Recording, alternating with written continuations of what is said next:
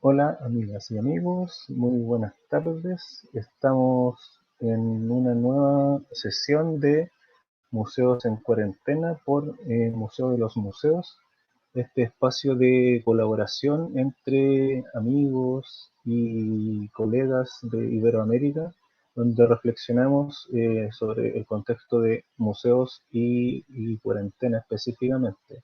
En esta jornada tenemos una invitada muy especial, una amiga que viene desde México, ya la conocerán, se ha generado harto interés por su presencia hoy, desde luego por mi parte tenía muchas ganas de que estuviera acá. Ella es Leticia Pérez Castellanos de México, a quien en este preciso momento voy a invitar a la transmisión para saludarles. Vamos a iniciar con la transmisión en Facebook Live y YouTube Live, y luego de que aparezca Leticia vamos a conectarnos también en la transmisión de Instagram Live. Así que, hola Leticia, ¿cómo estás? Hola, ¿qué tal? Esteban, ¿cómo te va? Muy bien acá, sí, tratando de tolerar el encierro, pero muy bien, por suerte, sanos y salvos por el momento, y espero mantenerme así por mucho tiempo más. ¿Y tú cómo estás, Leticia? Bien, estoy bien, igual con bastantes días ya de estar en casa, pero pues con mucho trabajo y manteniéndome ocupada. Me imagino, sí, de hecho yo creo que todos tenemos mayores ocupaciones que antes, me parece.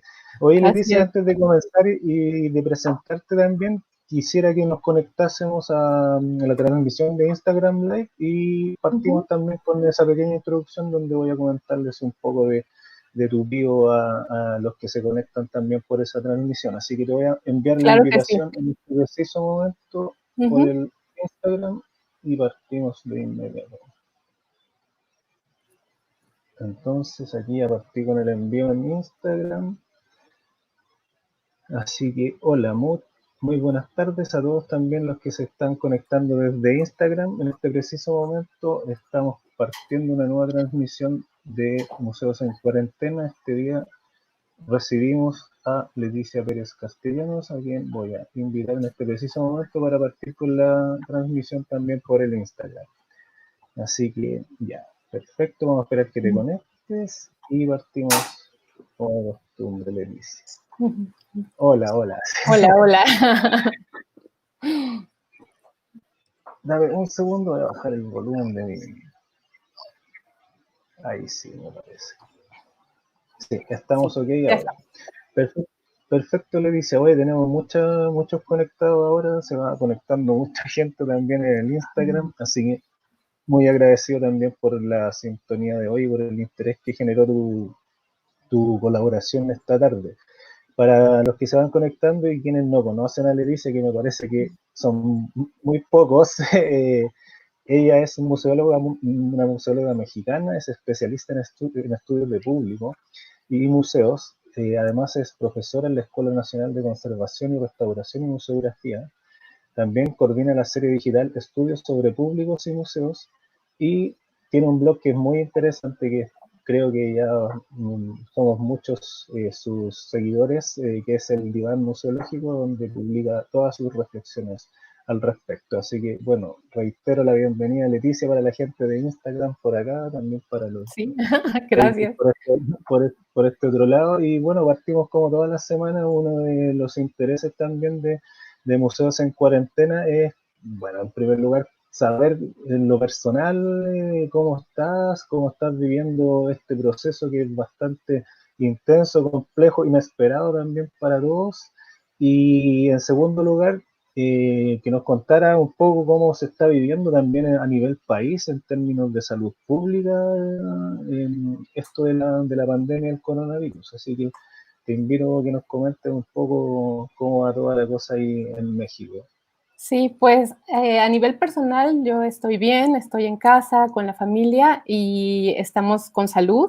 Realmente estas semanas que han empezado a incrementarse los casos en México, pues tenemos como todo mundo temor de qué va a pasar, todas las precauciones que se deban de tener. Yo trabajo en una escuela de educación superior, ahí tenemos maestría en museología y nosotros nos adherimos a lo que aquí en México se está llamando la jornada de sana distancia desde el 20 de marzo. Entonces ya tenemos bastantes días por acá en casa, pero pues he logrado ir alternando, la verdad, las cosas que tengo que hacer de trabajo con otras actividades que me gustan mucho, como sembrar. Estoy sembrando muchas cosas, digo, a nivel pequeño tengo un patio chiquito y ahí va, pero me he arreglado para sembrar algunas cosas.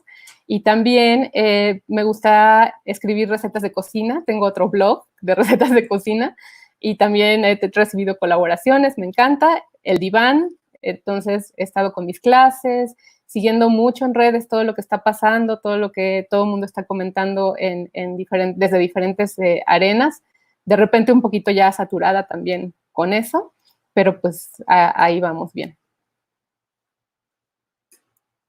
Acá en México, como les decía, todo esto de la jornada de sana distancia empezó desde el 20 de marzo y ha habido diferentes etapas, como saben, fase 1, fase 2, actualmente estamos en la fase 3 y pues se han ido incrementando cada vez más estos casos, exactamente, qué bueno que Esteban me tiene aquí las cifras frescas, pero sí ha habido ya esta cantidad de 26,000 confirmados a nivel nacional y 2,507 defunciones. Esto es muy desigual, está muy concentrado obviamente en las grandes ciudades. Aquí Ciudad de México, como saben, somos una megalópolis que incluye como Ciudad de México más toda una serie de municipios conurbados. Entonces es complejo, ¿no?, el manejo de estas crisis en este contexto.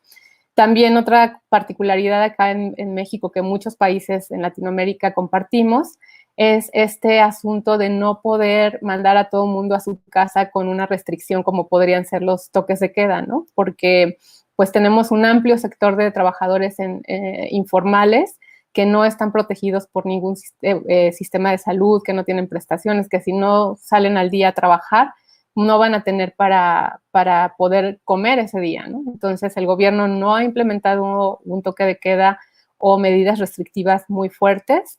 Sí ha dado incentivos a las empresas y, bueno, claro, desde todas las empresas de gobierno, todo el sector gobierno que se mantenga en trabajos desde casa, pero hay una imposibilidad de que esto se imponga como una restricción 100% obligada, ¿no? Estaba leyendo algunas cifras y sí tenemos pues un 54% de trabajadores a nivel país en sector informal muy desprotegidos de cualquier seguridad social, de cualquier tipo de prestación, más todos aquellos trabajadores que también pues trabajan por honorarios, por otro tipo de contrataciones que pues tampoco tienen un trabajo estable y asegurado y un ingreso fijo, ¿no? Entonces es un contexto pues muy complicado que ha llevado también pues a críticas, ¿no?, al gobierno. Como ustedes saben, pues tenemos un gobierno de año y medio más o menos que con presidente Andrés Manuel y pues también bajo un programa que él ha llamado de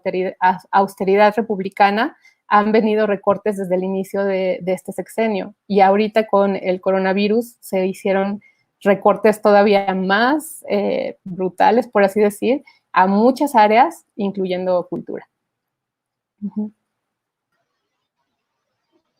Sí, es un contexto bastante similar al de Chile, bueno, en términos de salud para nada en general, porque bueno, entendiendo que, como comentaba, Ciudad de México es una ciudad muy densa poblacionalmente y es donde más se propaga o se propaga con mayor facilidad el virus en general. Por lo tanto, se hace súper complejo, sobre todo en esos trabajos que son algo inestables de cierta forma, poder mantener a la población en sus casas. Aquí en Chile, sobre todo en Santiago, de hecho estamos en un momento bien crítico también de la pandemia, donde se concentra todo acá en la ciudad, en la capital. Así que se comprende de alguna otra forma cómo se ha reaccionado ante la pandemia específicamente. Oye, Leticia, y con respecto al tema cultural, nos has conversado un poco. Acá en Chile, igual desde la semana pasada, si no me equivoco, y el Ministerio de Cultura anunció una serie de como medidas de emergencia para el ámbito cultural.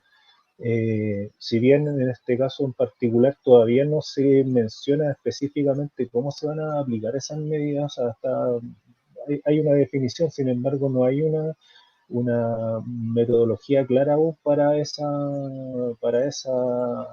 apoyo del mundo de la cultura. Básicamente acá en Chile igual todo se mueve en el ámbito de la concursabilidad y eso en general ha generado bastante rechazo en el ámbito cultural. En México, ¿cómo es el contexto con respecto a eso? ¿Hay apoyo para el mundo de las artes en general, que siempre es bastante inestable?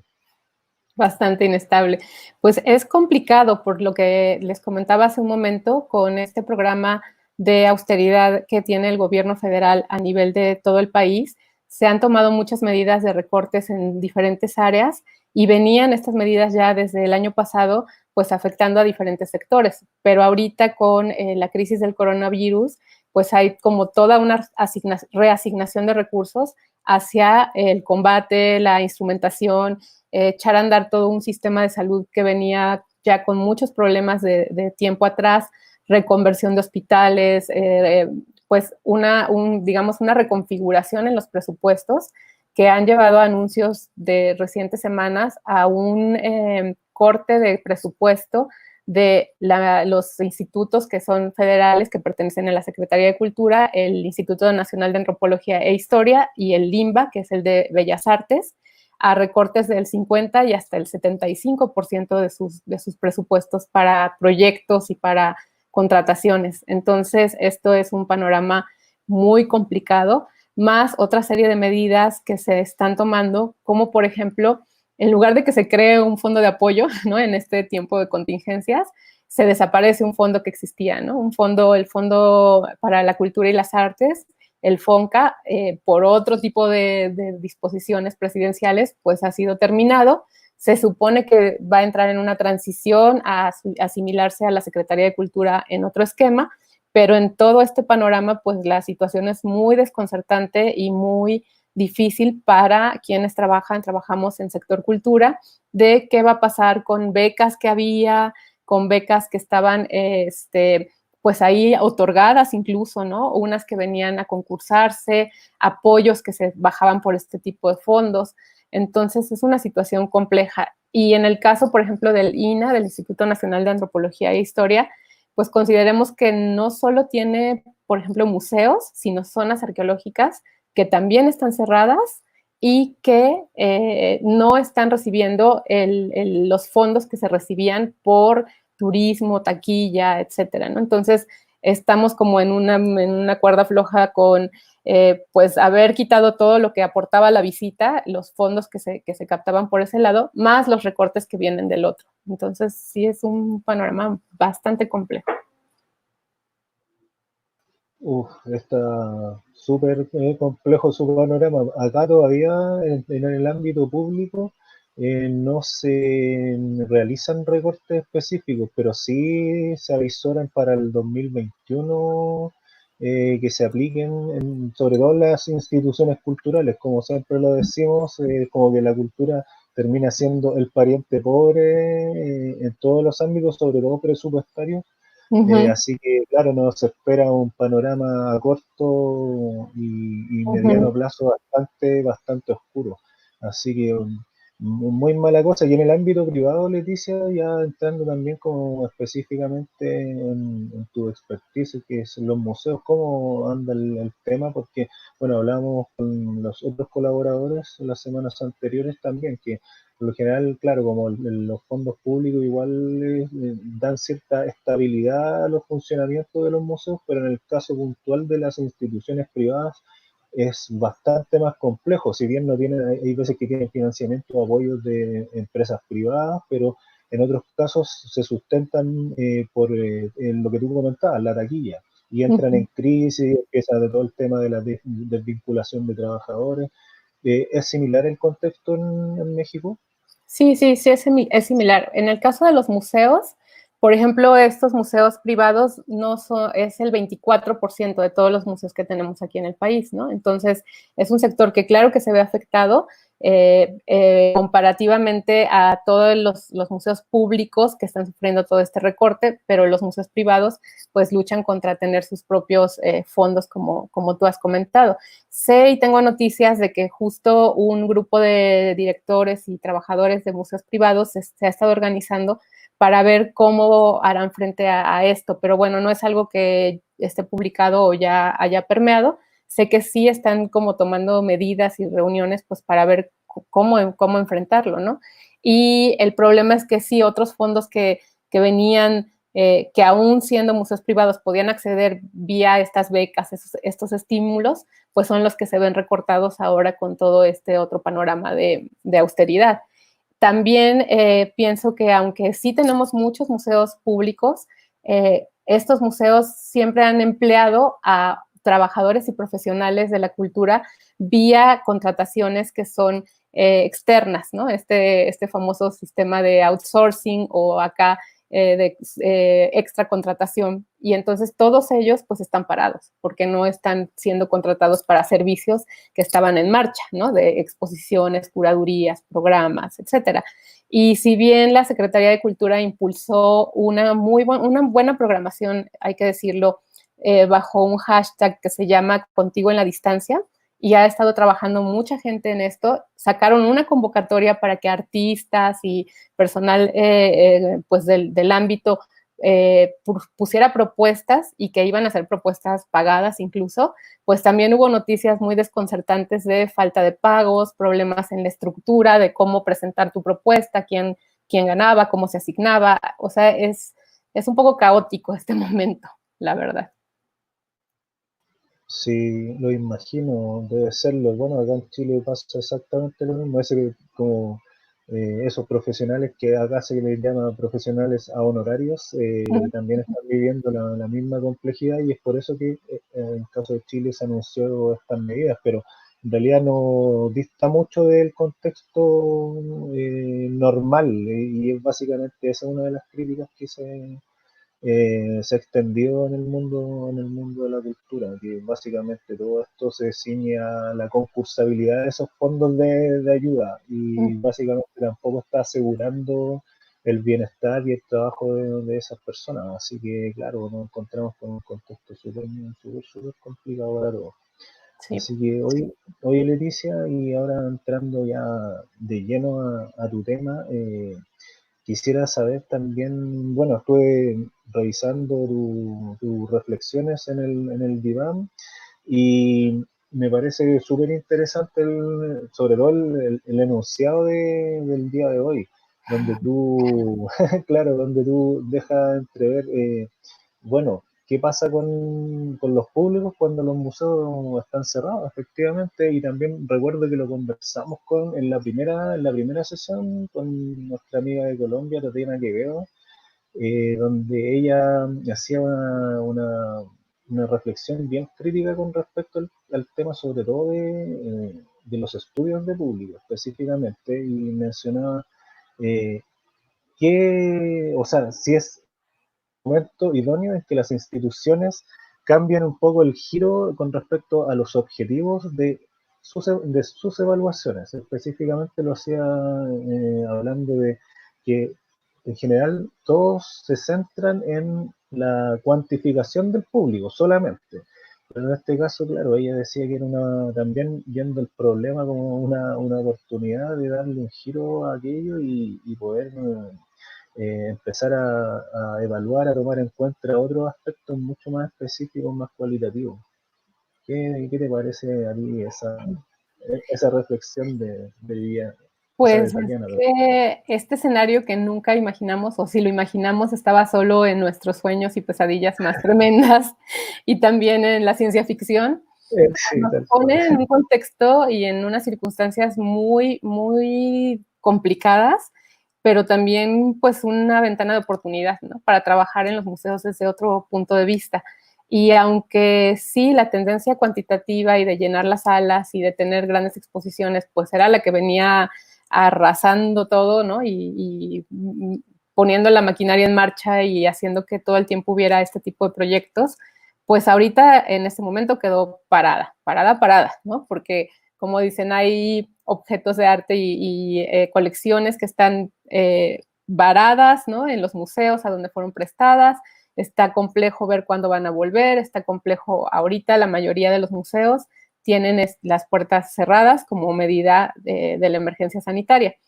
Cuando se vuelvan a abrir y mientras se van levantando las medidas y ya estamos empezando a ver este tipo de acciones en España, bueno, en Europa, en diferentes países allá, ¿qué va a pasar?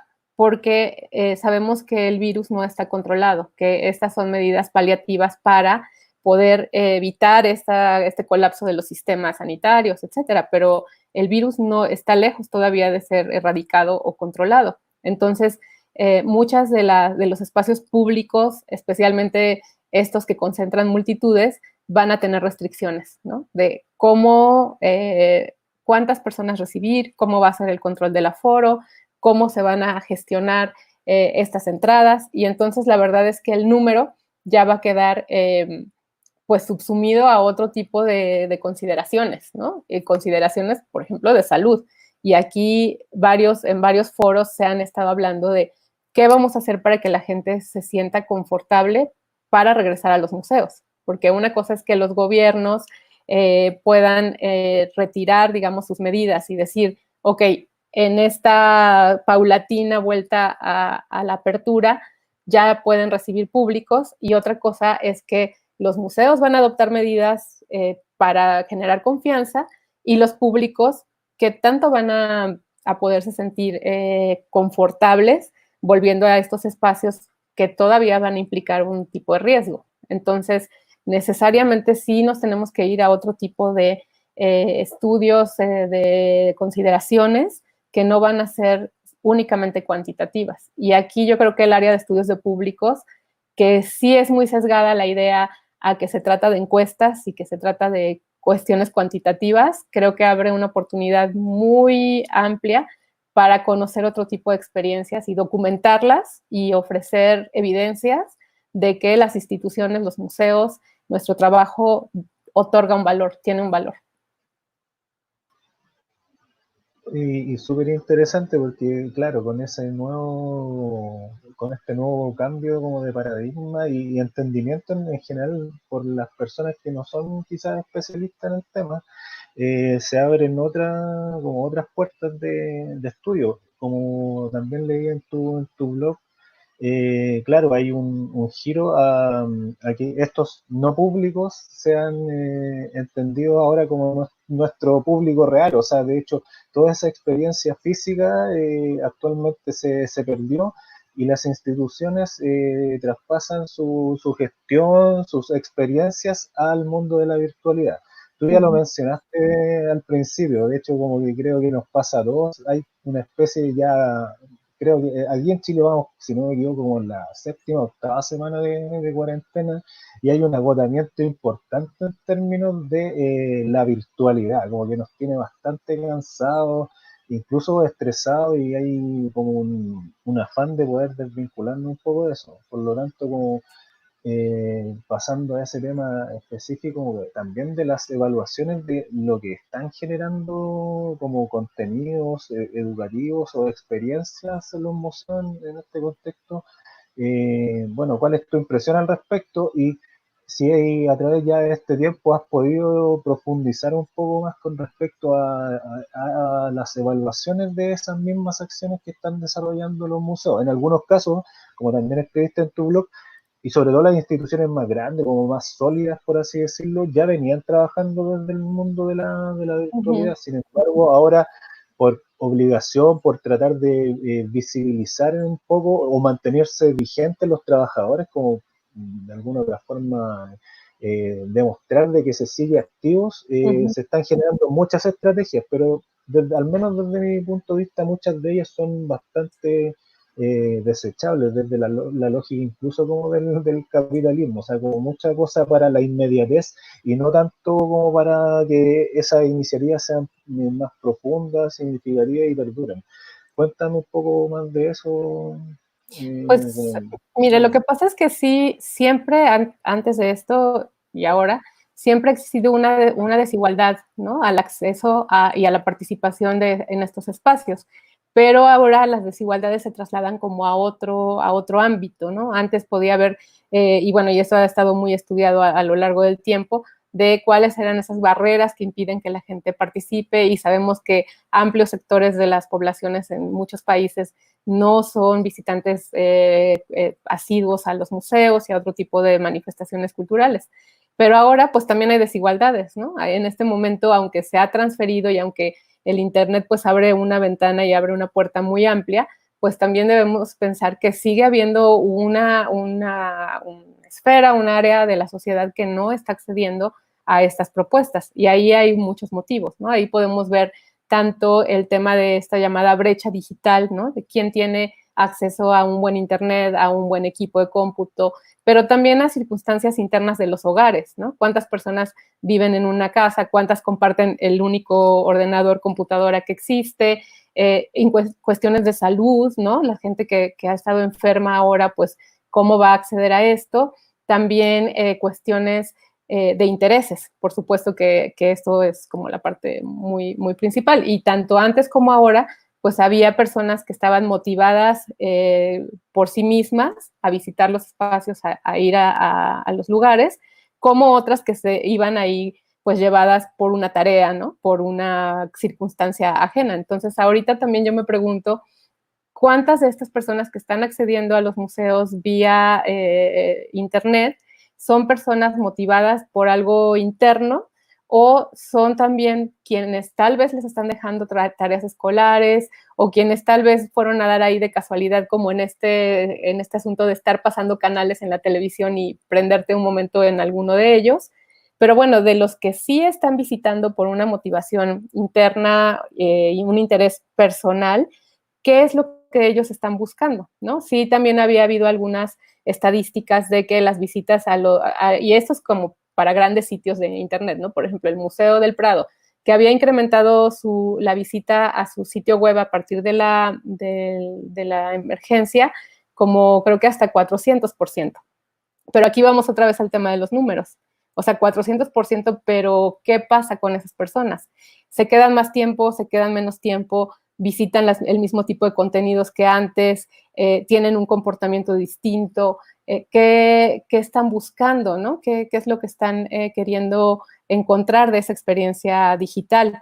No sé si esto se está dando ya como estudios internos de los museos de qué tanto puede o no ser el mismo público, porque les digo, o sea, mi reflexión es, bueno, antes de esto teníamos gente motivada por sí misma para acceder a nuestros lugares y ahora también hay una motivación de ciertas personas que están accediendo a estos sitios, pero ¿se trata de las mismas personas o son otras? Y también pensemos que cada clic en una página puedo ser yo enloquecida viendo ese contenido todo el día, o pueden ser más personas que sí están accediendo a eso, ¿no? Entonces hay muchas cosas que averiguar ahorita y muchas dudas que están ahí para ser resueltas y abordadas y para de verdad reflexionar como más a fondo. Estudios que se hayan hecho están surgiendo, digamos que los primeros estudios que yo vi fue como también fue como en fases, ¿no? Lo que iba pasando, las reacciones. O sea, la fase 1, digamos, de esta actitud del sector cultural ante la pandemia fue hagamos contenidos, brindemos cosas. La gente quiere estar ahí, quiere ver cultura, quiere entretenerse, quiere esto, vamos a lanzar iniciativas. Como que eso vi una fase 1. Una fase 2 fue de un poco de reflexión y de decir, bueno, pero ¿qué va a pasar con el sector? ¿Qué va a pasar con los trabajadores? ¿Qué está pasando con la economía? ¿Y cómo podemos reaccionar a esto? Entonces surgieron varios estudios, varias iniciativas en distintos países, en Europa, en Estados Unidos, en Chile mismo, en Colombia, para ir analizando la situación del sector, ¿no? En cuanto sector. Y después, como que la fase 3, que ya viene entrando, es ir viendo qué pasa con los públicos de estas experiencias digitales, ¿no? ¿Qué pasa con estos recién reconvertidos o no públicos a usuarios? Y entonces recién están habiendo estudios que están analizando cuál es la reacción o cuál es lo que la gente busca, qué es lo que la gente busca de sus experiencias digitales. Y esto, claro, está encabezado nuevamente por instituciones grandes, por financiadores pues, con capacidad de presupuesto. Por ejemplo, un estudio que se está haciendo entre una empresa que se llama Wilkening Consulting y la American Alliance of Museums en Estados Unidos, ¿no? Entonces, ellos están combinando una técnica cuantitativa con técnicas cualitativas para averiguar en las experiencias de los visitantes asiduos de museos, los que ya estaban antes, y los visitantes que no eran asiduos y ver qué están buscando ellos. Y parece que lo ensayamos, pero sí, es ese estudio el que estás mostrando en pantalla. Así es. Este estudio hacia lo que está apuntando es, bueno, a ver, el que era un visitante asiduo de museos, lo era y lo seguirá siendo y nos están extrañando, dicen aquí en el estudio, y ellos están buscando, son las personas que tendrán mayor inclinación a volver a los espacios cuando se abra, pero esto también es diferencial porque hay una percepción de mayor riesgo a los espacios cerrados, hay una percepción de mayor riesgo, por ejemplo, a los museos interactivos, ¿no? Con pantallas que vas a tocar. Entonces, hay una percepción de mayor seguridad en los espacios abiertos, como pueden ser los jardines botánicos, o sea, aquel lugar que te permita justo la distancia social, ¿no?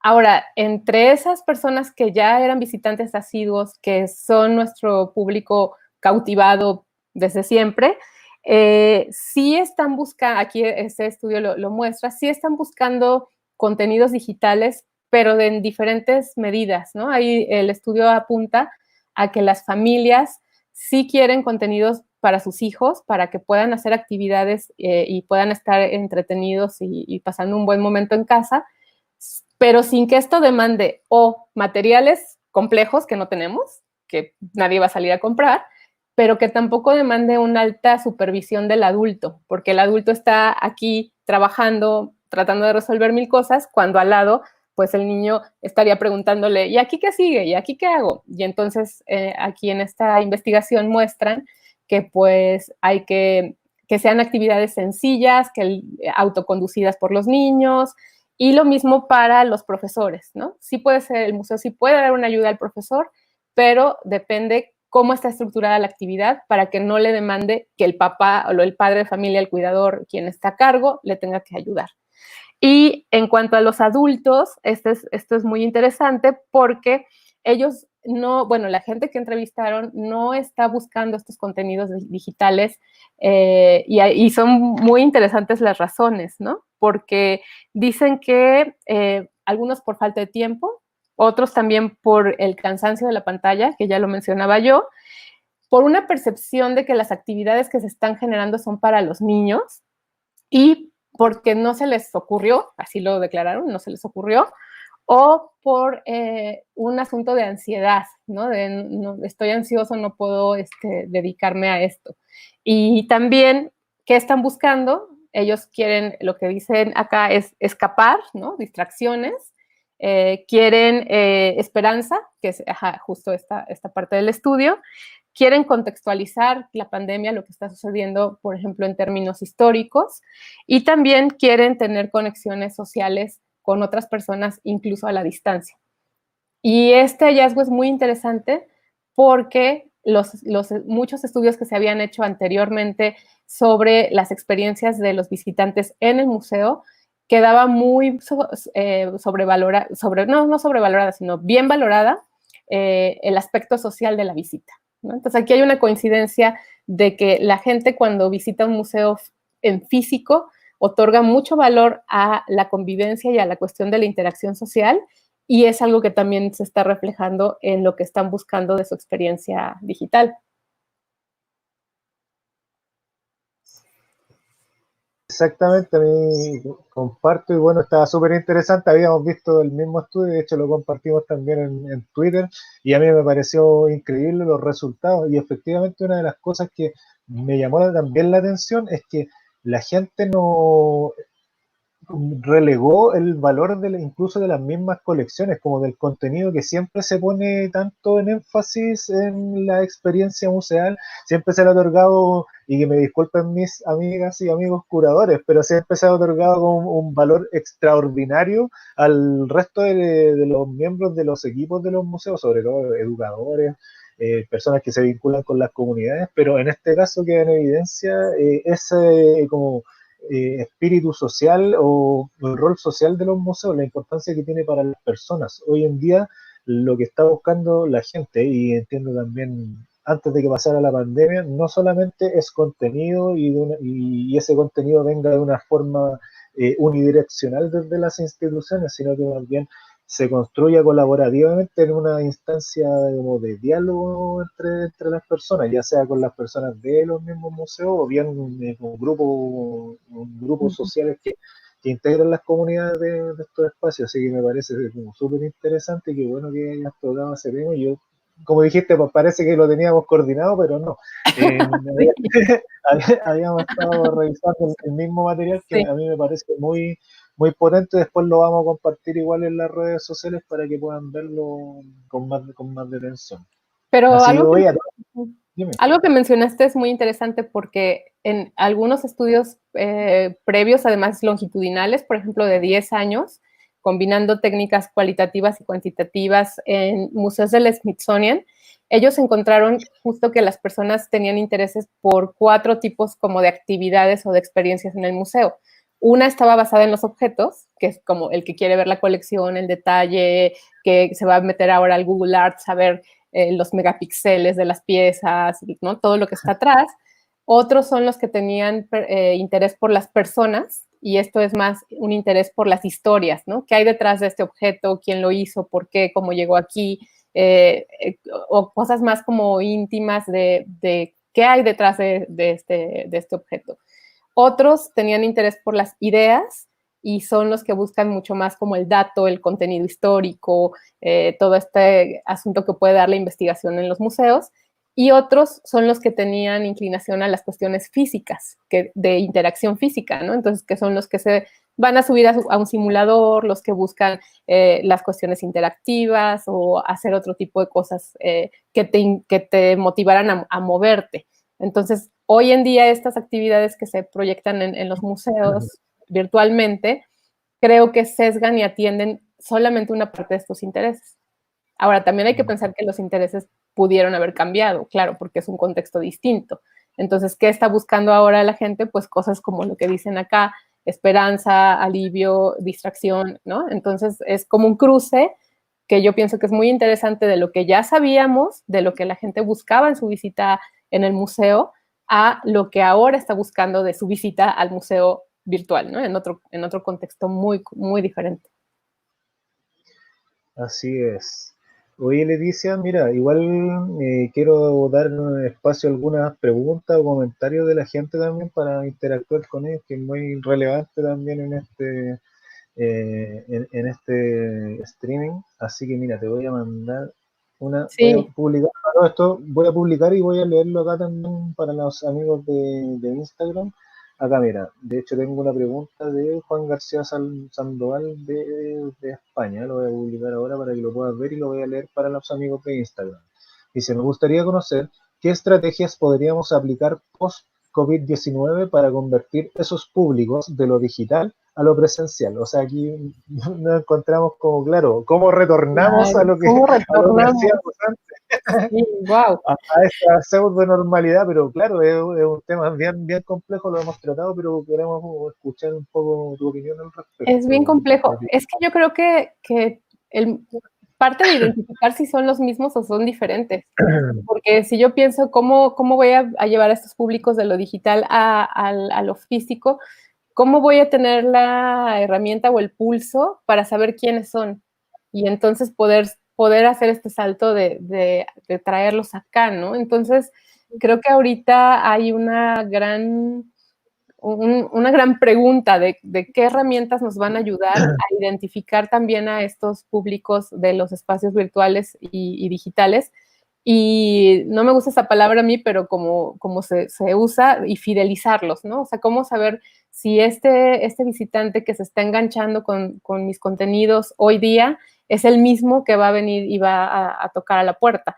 Bueno, ahora, no sé en el futuro porque es muy difícil la predicción, pero sí sé en el pasado de ejemplos, ¿no? Y fíjense, este otro estudio me gustó mucho, es en Canadá, en un museo que se llama el Royal Ontario, y ahí lo que ellos vieron es que, por ejemplo, Instagram generó como todo un conocimiento del museo que el museo no había sido capaz de proyectar. O sea, el museo como el anterior, ¿no? De físico, pues hacía sus campañas de cierta manera, pero cuando la gente empezó a asistir al museo y a poner sus fotografías de Instagram y poner aspectos del museo que para el visitante eran significativos, empezó a atraer a otros públicos que no eran los normales, ¿no? A diversificar a los públicos. ¿Por qué? Porque la gente preguntaba y decía, ay, oye, pero ¿eso dónde es? Ah, pues es en el museo. ¿Cuál museo? Pues el ROM. ¿Y ese dónde queda, no? Pues aquí, en la ciudad. Y entonces eso hizo que empezara a transformarse un poco el perfil del público que asistía. Y esto ellos lo hicieron con un estudio basado en Big Data, de un análisis de todas las imágenes que se habían subido a redes sociales del museo. Y, por ejemplo, un descubrimiento importante fue ver que el famoso y satanizado selfie no era la fotografía más común que se tomaba la gente en miles de imágenes analizadas, sino que eran aspectos de la arquitectura, aspectos, detalles de los objetos y cuestiones de la iluminación, porque ese museo tiene una intervención muy interesante con vidrio en un edificio antiguo, y entonces eso fue lo que fue atrayendo a la gente, ¿no? Entonces me pregunto si esto lo podemos, como en vez de ver retrospectivamente, ver proyectivamente, ¿no? Creo que yo no tengo la respuesta a esta pregunta de Juan, gracias, pero lo que sí tenemos son herramientas de lo que ha funcionado y que yo creo que eso lo podemos proyectar y ver escenarios y empezar a trabajarlo. Sobre todo mi gran pregunta es, ¿cómo sé si son los mismos? ¿Cómo sé si son los mismos los que ya tenía, los que están ahora y los que van a volver? ¿Cómo en investigación podemos tener herramientas que nos den señales sobre esta complejidad? Ay, aprovecho porque sí he estado leyendo saludos de varias personas, además conocidos, y muchas gracias. Acá los voy viendo, entonces gracias por los saludos. Sí, de todas maneras, y bueno, y después pasa también por la página de Museo los Museos en Facebook, y si quieres seguir comentando ahí no hay ningún problema, se agradece siempre, y podemos ir complementando también con algunos datos de los estudios para que la gente tenga acceso a esa información también. Claro, claro. Mira, siguiendo con algunas preguntas también acá de las personas, tenemos una aquí en Instagram que dice, él se llama Debo Galbao. Buenas, me interesa la reflexión sobre la calidad por la cantidad de visitantes en el nuevo normal. ¿Cómo deberían llevar este tema los museos privados que dependen de los patrocinios y de buenos números? Porque, bueno, ahí yo entiendo un poco a qué va esa consulta. Por lo general también todo eso se basa un poco en términos, en materia economicistas principalmente, más que de la calidad, incluso de la experiencia de los visitantes en los museos. Así que, claro, ¿qué te parece a ti? ¿Cómo debería afrontar, o los museos privados deberían afrontar ya esta nueva, como en una fase, como, es una fase 4 como llamaste, que me gustó mucho esa comparación? Pero cuéntame, ¿cómo te parece a ti que debería afrontarse desde el mundo privado del museo? Pues es que yo creo que nosotros mismos como profesionales de los museos y la gente de los departamentos educativos o de las áreas de evaluación e investigación, tenemos que poder generar indicadores que reflejen eso, porque al final nos hemos plegado a lo otro, ¿no? O sea, como que la tendencia fue cuantitativa y entonces nos plegamos a eso. Y no hemos sido capaces de estructurar una manera que refleje esta cuestión y que convenza, ¿no? Plantear un argumento sólido en el que podamos tener evidencias que convenzan a las personas de que esto sí existe, ¿no? Que lo cualitativo es válido y bajo una lógica de investigación propia, con sus parámetros de calidad y con sus propias lógicas, ¿no? Yo también he trabajado en colaboración con una colega en Nueva Zelanda para analizar el impacto, bueno, los resultados de las exposiciones internacionales como promotoras del diálogo intercultural. Y algo interesante en la investigación que hicimos fue ver que, o bueno, estamos proponiendo un modelo que combina indicadores que están basados en la misión del museo, otros que están basados en la parte de el mercado o la parte económica cuantitativa, y en nuestro caso para exposiciones internacionales también indicadores que se relacionan con la diplomacia cultural, ¿no? Entonces hay que generarlos, o sea, hay que imaginar fuera de esa parte cuantitativa qué puede dar evidencia de las experiencias de las personas desde otro punto de vista, ¿no? Y este estudio, el que mostró Esteban, pues va apuntando porque la potencia es usar estos métodos mixtos que ofrecen, por un lado, una solidez cuantitativa y de generalización, pero por otro lado, la experiencia de la persona, y esa me encantó, que dice, yo solo quiero ver videos de gatos, pero no videos de gatos en la pandemia. Entonces eso es como muy claro, ¿no? Y eso es cualitativo 100%, es la experiencia de una persona, pero que refleja mucho del sentir de todos, ¿no? Ya no quiero abrir la pantalla y encontrarme con noticias malas, pero sí pienso que está de nuestro lado empujar ese tipo de indicadores, ¿no? Que tienen que estar basados en la experiencia de la gente y en esta cualidad de los cambios y los aportes que le podemos estar dando a las personas, ¿no? Yo no sé, tal vez por aquí porque la invité, estará mi madre escuchándome, y yo jamás en estos tiempos recientes le he estado diciendo que vea cosas de museos, pero ella me comentó, ¿no? Es que yo quiero ver los museos y quiero verlos en pantalla grande, no los quiero ver en el celular. ¿Cómo hago para entrar a la tele desde el YouTube? Pues esas cosas hay que documentarlas, ¿no? Y tan particulares como puede ser la experiencia de alguien particular, como ir estructurando algunos marcos para que vayamos poniendo al frente este interés y esta necesidad nuestra. Me pareció súper interesante la reflexión y lo otro que te quería manifestar también, bueno, en el caso de Chile, no sé si en México también será así, desde luego, bueno, tú eres un especialista en el tema y valora el trabajo de la investigación en términos de públicos.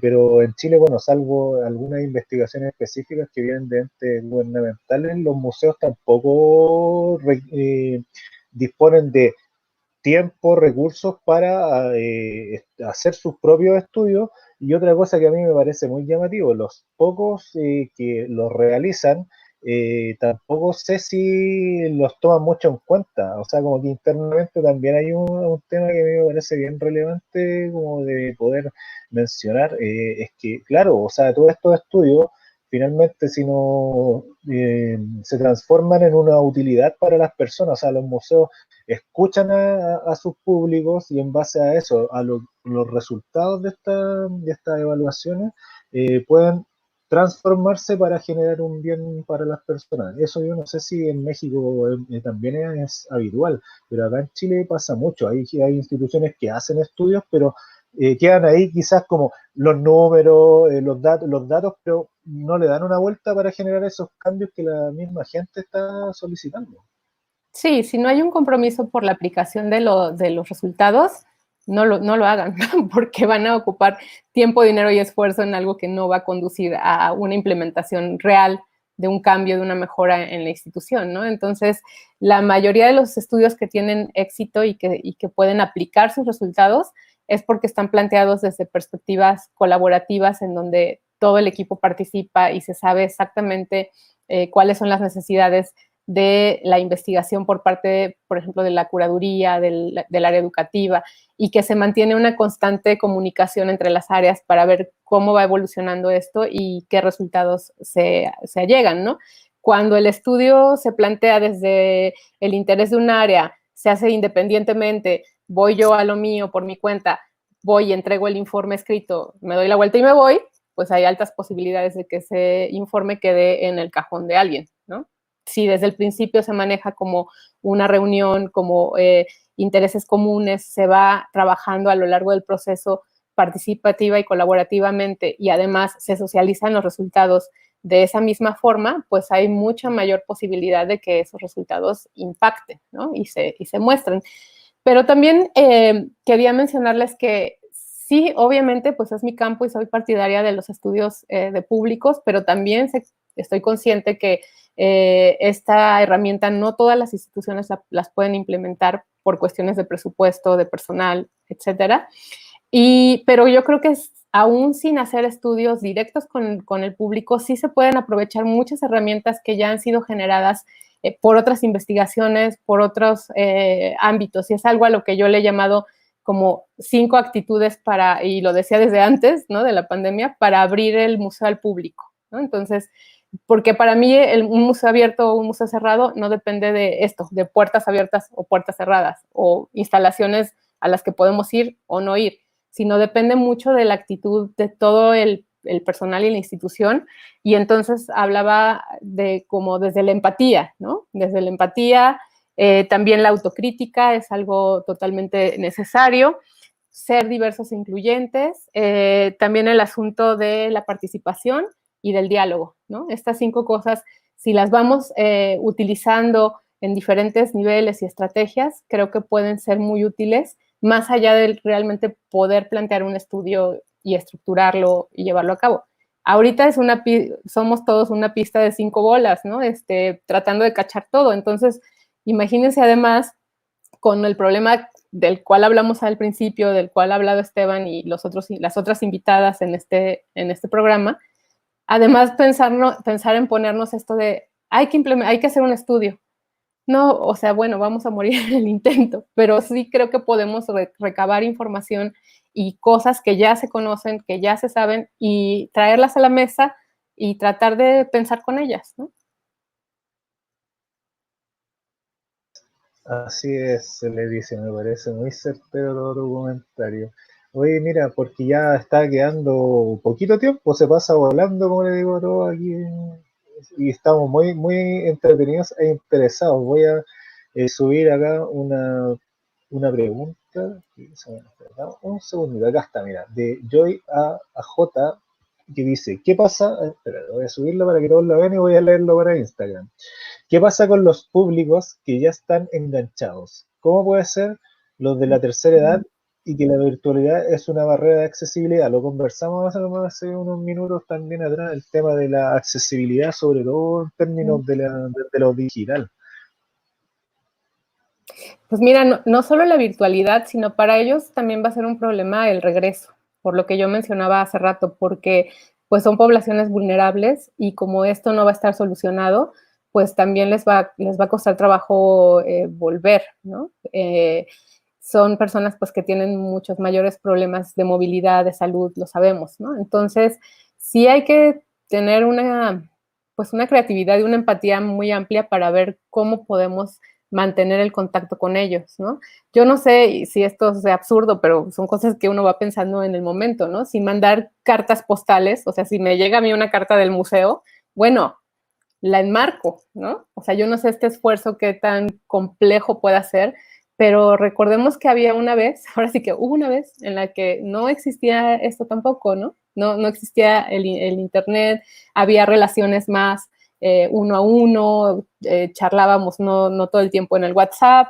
Entonces, yo no sé si estos públicos enganchados se trata de programas que los museos ya tenían en marcha y que entonces ya tienen ubicados a comunidades específicas que están organizadas. Entonces, yo no sé si una llamada, ¿no?, puede hacer algo que mantenga como la conexión con ellos. No sé si, de hecho, solventar ese problema para ellos de la alfabetización digital sea un primer paso que el museo pueda dar, ¿no? Más allá que poner contenidos digitales para ellos, bueno, el paso número 1, ¿cómo uso yo este instrumento, no? No sé, es complicado, pero yo pienso que eso no va a ser solo ahorita, sino también cuando abran los museos para este grupo en específico.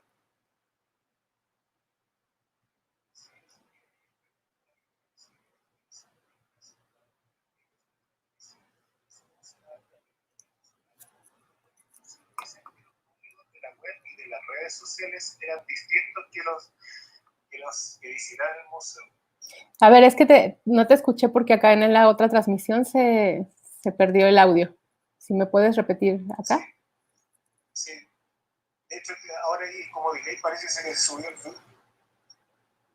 Sí, se subió el audio de una de tus... A ver. Pero acá en la transmisión de Facebook no escuché tu pregunta.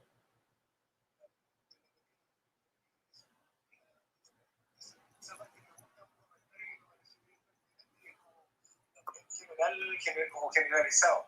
Dicen, no sé cómo será ahora pero Guillermo Solana en el Museo Thyssen comprobó que los públicos de la web y las redes sociales eran distintos que los que visitaban el museo. Uh-huh.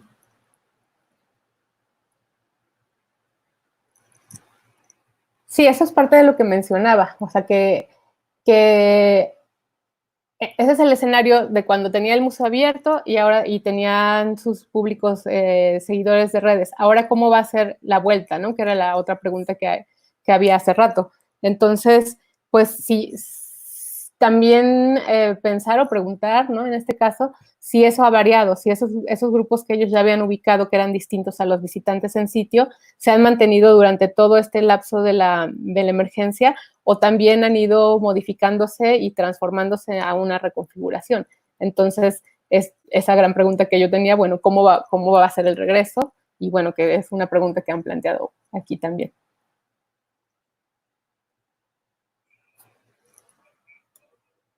Consulta de Facebook de N Jueves.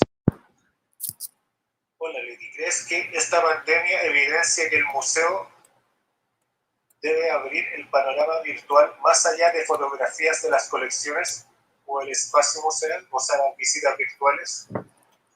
Sí, sin duda porque, bueno, hay que asumir que son contextos distintos y que no es fácil la traducción de uno a otro.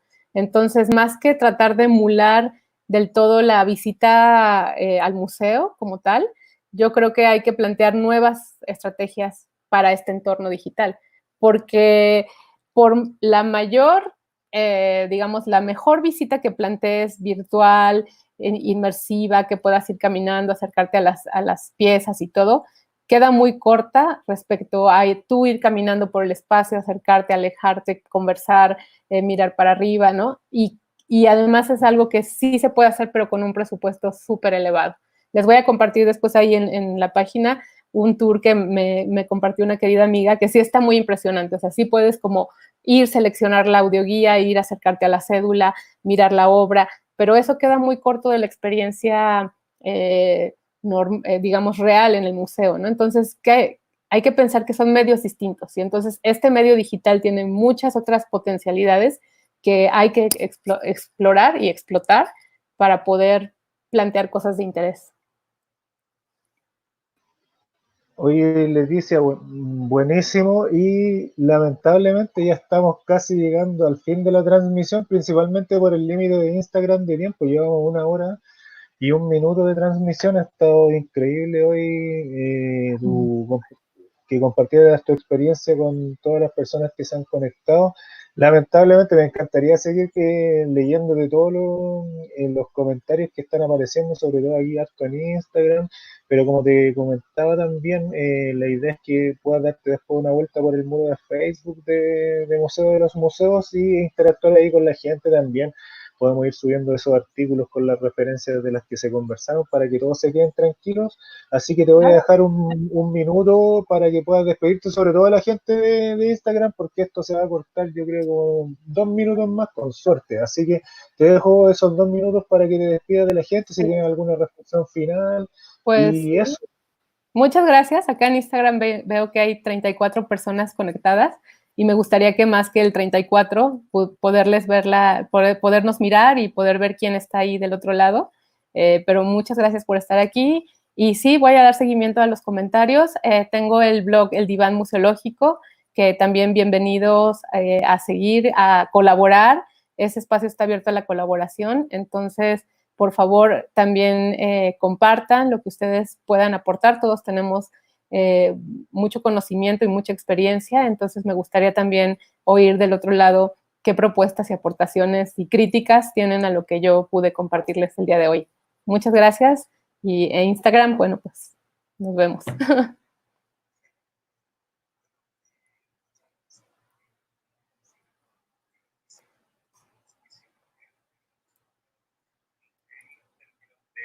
participación. Y por mi parte me despido dejándolos invitados para la próxima semana, también el miércoles 20 horas de Chile, donde seguiremos recorriendo Iberoamérica con otra profesional de los museos para que comparta su experiencia en cuarentena. Así que sin más que decirles, me despido también de mi Leticia y muchas gracias por poder participar el día de hoy. Hasta luego. Que estén muy bien, chicos y chicos, nos vemos.